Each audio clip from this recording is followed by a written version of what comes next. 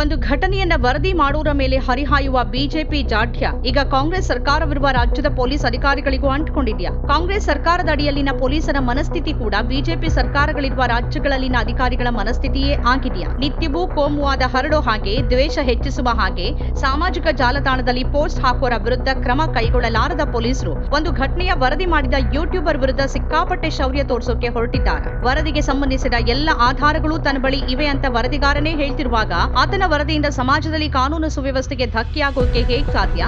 ಈಗಾಗಲೇ ಸಾಕಷ್ಟು ಚರ್ಚೆಗೊಳಗಾಗಿರುವ ಒಂದು ಘಟನೆ ಬಗ್ಗೆ ಮತ್ತಷ್ಟು ವಿವರಗಳೊಂದಿಗೆ ಮಾಡಿದ ವರದಿ ಹೇಗೆ ಪ್ರಚೋದನಕಾರಿಯಾಗುತ್ತೆ ಮತ್ತು ಯಾಕೆ ಅದಕ್ಕಾಗಿ ಆ ಯೂಟ್ಯೂಬರ್ ಮೇಲೆ ಮುಗಿ ಬೀಳಲಾಗ್ತಿರೋದ್ರ ಹಿಂದೆ ಯಾರಿದ್ದಾರೆ? ಧರ್ಮಸ್ಥಳದಲ್ಲಿ ಹಲವು ವರ್ಷಗಳ ಹಿಂದೆ ನಡೆದ ಸೌಜನ್ಯ ಕೊಲೆ ಕೇಸ್ ವಿಚಾರ ಮತ್ತೊಮ್ಮೆ ಮುನ್ನೆಲೆಗೆ ಬಂದಿದೆ. ಅದಕ್ಕೆ ಕಾರಣವಾಗಿರೋದು ಎಂಡಿ ಸಮೀರ್ ಎಂಬ ಯೂಟ್ಯೂಬರ್ ತಮ್ಮ ದೂತ ಚಾನೆಲ್ನಲ್ಲಿ ಅಪ್ಲೋಡ್ ಮಾಡಿರುವ ವಿವರವಾದ ವರದಿಯ ವಿಡಿಯೋ. ಇಡೀ ಕೇಸನ್ನ ಹೇಗೆ ಹಳ್ಳ ಹಿಡಿಸಲಾಯಿತು ಮತ್ತು ನಿಜವಾದ ಅಪರಾಧಿಗಳು ಹೇಗೆ ಕಾನೂನಿನ ಕುಣಿಕೆಯಿಂದ ತಪ್ಪಿಸಿಕೊಂಡಿದ್ದಾರೆ ಅನ್ನೋದನ್ನ ಆ ವರದಿಯಲ್ಲಿ ಅವರು ವಿವರಿಸಿದ್ದಾರೆ. ಅದೊಂದೇ ಪ್ರಕರಣವಲ್ಲದೆ ಅಂಥದ್ದೇ ಇನ್ನೂ ಹಲವು ಘಟನೆಗಳ ವಿವರವನ್ನು ಕೊಡುವ ಮೂಲಕ ಹೇಗೆ ಪ್ರಭಾವಿಗಳು ತಮಗೆ ಮಣಿಯದವರ ವಿರುದ್ಧ ಕ್ರೌರ್ಯ ಮೆರೆದಿದ್ರು ಅನ್ನೋದನ್ನ ವಿವರಿಸುವ ಪ್ರಯತ್ನವನ್ನು ಅವರು ಆ ವಿಡಿಯೋದಲ್ಲಿ ಮಾಡಿದ್ದಾರೆ. ಅದು ಸಾಕಷ್ಟು ವೈರಲ್ ಆಗಿ ಕೋಟಿಗೂ ಹೆಚ್ಚು ವ್ಯೂಸ್ ಪಡೆದು ಮತ್ತೊಮ್ಮೆ ಸೌಜನ್ಯ ಕೊಲೆ ಕುರಿತ ಚರ್ಚೆಗೆ ಕಾರಣ ಆಗಿದೆ. ಆದ್ರೆ ಅದಾಗ್ತಾ ಇದ್ದಂತೆ ಸಮೀರ್ ವಿರುದ್ಧ ಒಂದು ಹಿತಾಸಕ್ತ ವರ್ಗದ ಎಲ್ಲ ಅಸ್ತ್ರಗಳು ತಿರುಗಿದ ಹಾಗೆ ಕಾಣಿಸ್ತಾ ಇದೆ. ಎರಡು ಬೆಳವಣಿಗೆಗಳನ್ನ ಗಮನಿಸಬೇಕು. ಮೊದಲನೇದಾಗಿ ಕಾನೂನು ಮತ್ತು ಸುವ್ಯವಸ್ಥೆ ಎಡಿಜಿಪಿ ಒಂದು ಸಂದೇಶವನ್ನ ಹೊರಡಿಸಿದ್ದಾರೆ. 2025 ಮಾರ್ಚ್ 5 ತಾರೀಕಿನ ಆ ಸಂದೇಶವನ್ನ ಅವರು ಎಲ್ಲ ಪೊಲೀಸ್ ಆಯುಕ್ತರುಗಳು ಮತ್ತು ಎಲ್ಲಾ ಜಿಲ್ಲಾ ಪೊಲೀಸ್ ಅಧೀಕ್ಷಕರುಗಳನ್ನ ಉದ್ದೇಶಿಸಿ ಕಳಿಸಿದ್ದಾರೆ. ಅದರ ವಿಷಯ ಸಮೀರ್ ಅವರ ವಿಡಿಯೋ ವಿಚಾರಕ್ಕೆ ಸಂಬಂಧಿಸಿತ್ತು. ಇತ್ತೀಚೆಗೆ ಸಮೀರ್ ಅನ್ನುವಾತನು ಸಾಮಾಜಿಕ ಜಾಲತಾಣದಲ್ಲಿ ಈ ಹಿಂದೆ ಧರ್ಮಸ್ಥಳದಲ್ಲಿ ನಡೆದಿದ್ದ ಸೌಜನ್ಯ ಕೊಲೆ ಪ್ರಕರಣಕ್ಕೆ ಸಂಬಂಧಿಸಿದಂತೆ ವಿಡಿಯೋವೊಂದನ್ನು ಹರಿಬಿಟ್ಟಿದ್ದು, ಘಟಕಾಧಿಕಾರಿಗಳು ಇದನ್ನ ಮೇಲಾಧಿಕಾರಿಗಳ ಗಮನಕ್ಕೆ ತರುವಲ್ಲಿ ವಿಫಲರಾಗಿರ್ತೀರಿ ಅಂತ ಆಕ್ಷೇಪಿಸಲಾಗಿದೆ. ಈ ವಿಷಯದ ಕುರಿತಂತೆ ಸಾರ್ವಜನಿಕರಲ್ಲಿ ಪರ ವಿರೋಧ ಅನಿಸಿಕೆಗಳು ಉಂಟಾಗಿ ಸಮಾಜದಲ್ಲಿ ಕಾನೂನು ಸುವ್ಯವಸ್ಥೆಗೆ ಧಕ್ಕೆಯಾಗುವ ಸಂಭವ ಇರುತ್ತೆ ಅಂತ ಎರಡನೇ ವಾಕ್ಯ ಇದೆ. ಘಟಕಾಧಿಕಾರಿಗಳು ಕೂಡಲೇ ಕಾರ್ಯಪ್ರವೃತ್ತರಾಗಿ ಸೋಷಿಯಲ್ ಮೀಡಿಯಾ ಮಾನಿಟರಿಂಗ್ ಸೆಲ್ಗಳನ್ನು ಚುರುಕುಗೊಳಿಸಬೇಕು ಮತ್ತು ಈ ಕುರಿತಂತೆ ಕೈಗೊಂಡ ಕ್ರಮದ ಬಗ್ಗೆ ತಮಗೆ ತಿಳಿಸುವಂತೆ ಸೂಚಿಸಲಾಗಿದೆ.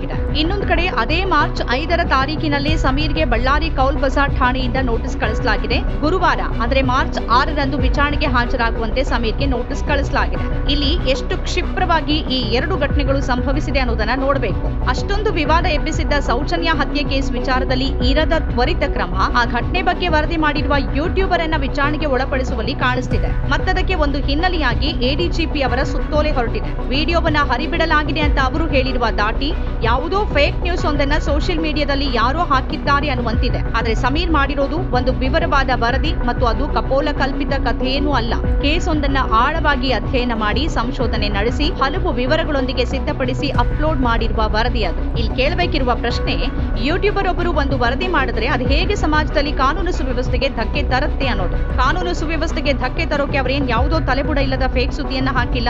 ಒಂದು ಘಟನೆಯ ಮತ್ತಷ್ಟು ಆಯಾಮಗಳನ್ನ ವಿವರಿಸುವ ವರದಿಯನ್ನ ಪೊಲೀಸರಾದವರು ಆ ಕೇಸ್ನ ಹಿನ್ನೆಲೆಯಲ್ಲಿ ನೋಡಬೇಕೇ ಹೊರತು ಅದನ್ನ ಫೇಕ್ ನ್ಯೂಸ್ ಅಥವಾ ಪ್ರಚೋದನಕಾರಿ ವಿಡಿಯೋ ಅನ್ನೋ ರೀತಿಯಲ್ಲಿ ಹೇಗೆ ನೋಡ್ತಾರೆ ಅನ್ನೋದೇ ಅರ್ಥವಾಗದ ಪ್ರಶ್ನೆ.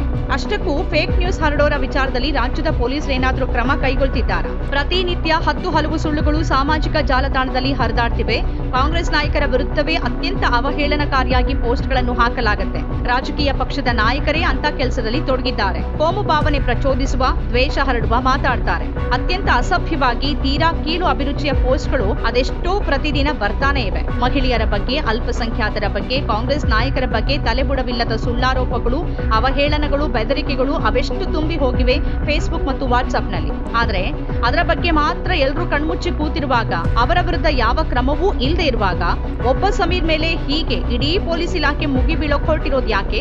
ಇದ್ದಕ್ಕಿದ್ದಂತೆ ಪೊಲೀಸರು ಈ ವಿಚಾರವಾಗಿ ಯಾಕೆ ಚುರುಕಾಗಿ ಕಾರ್ಯಪ್ರವೃತ್ತರಾಗಿದ್ದಾರೆ? ಇದರ ಹಿಂದಿರುವ ಶಕ್ತಿಗಳು ಯಾವ್ಯಾವ್ದು? ಪೊಲೀಸರ ಈ ಕ್ರಮದ ಹಿಂದೆ ಯಾರ ಸೂಚನೆ ಇದೆ? ಕಾಂಗ್ರೆಸ್ ಅಧಿಕಾರದಲ್ಲಿರುವಲ್ಲೂ ಬಿಜೆಪಿಯ ಮನಸ್ಥಿತಿಯ ನೆರಳೇ ಪ್ರಾಬಲ್ಯ ಸಾಧಿಸ್ತಿರೋದು ಯಾಕೆ? ನಿಜವಾದ ದ್ವೇಷಕೋರರನ್ನ, ಕೋಮುವಾದಿಗಳನ್ನ ನಿಯಂತ್ರಣ ಮಾಡೋಕಾಗ್ತಿಲ್ಲ. ಪ್ರಚೋದನಕಾರಿ ಹೇಳಿಕೆ ನೀಡಿನೂ ರಾಜಾರೋಷವಾಗಿ ಓಡಾಡ್ಕೊಂಡಿರೋರು ಅನೇಕರಿದ್ದಾರೆ. ಕತ್ತಿ, ತಲವಾರು ಅಂತ ಮಾತನಾಡೋರು, ಅದನ್ನ ಸಾರ್ವಜನಿಕವಾಗಿ ಪ್ರದರ್ಶನ ಮಾಡೋರು, ಹಿಂಸೆಗೆ ಕರೆ ಕೊಡೋರು, ನಾಡಿನ ಮುಖ್ಯಮಂತ್ರಿ, ಉಪಮುಖ್ಯಮಂತ್ರಿಗಳ ಸಚಿವರ ವಿರುದ್ಧ ತೀರಾ ಅವಹೇಳನಕಾರಿ ಹಾಗೂ ಆಧಾರರಹಿತವಾಗಿ ಮಾತನಾಡೋರು ರಾಜಾರೋಷವಾಗಿ ತಿರುಗಾಡ್ಕೊಂಡಿದ್ದಾರೆ. ಅವ್ರ ಯಾರ ಬಗ್ಗೆನೂ ಕ್ರಮ ಕೈಗೊಳ್ಳದ ಪೊಲೀಸರು ಈಗ ಸತ್ಯವನ್ನ ವಿವರಿಸುವ ವರದಿಯ ನೆಪದಲ್ಲಿ ಯೂಟ್ಯೂಬರ್ ವಿರುದ್ಧ ಅಖಾಡಕ್ಕೆ ಇಳಿದಿರೋದು ಯಾಕೆ? ಸಮೀರ್ ಮಾಡಿರುವ ವಿಡಿಯೋ ವರದಿಯಲ್ಲಿ ಏನಾದ್ರೂ ತಪ್ಪಿದ್ರೆ ಅದಕ್ಕೆ ಸಂಬಂಧಪಟ್ಟವರು ಬಂದು ದೂರು ನೀಡಲಿ, ಅದರ ತನಿಖೆ ನಡೀಲಿ, ಸಾಕ್ಷ್ಯಗಳು ಹೊರಬರಲಿ. ಅದನ್ನ ಬಿಟ್ಟು ಘಟನೆಯ ವರದಿ ಮಾಡಿದ್ದೇ ಅಪರಾಧ, ಅದರಿಂದಲೇ ಸಮಾಜದಲ್ಲಿ ಸಮಸ್ಯೆ ಆಗತ್ತೆ ಅಂತ ಹೇಳೋದು ತೀರಾ ಹಾಸ್ಯಾಸ್ಪದ ಹಾಗೂ ಅಷ್ಟೇ ಆತಂಕಕಾರಿ ಬೆಳವಣಿಗೆ.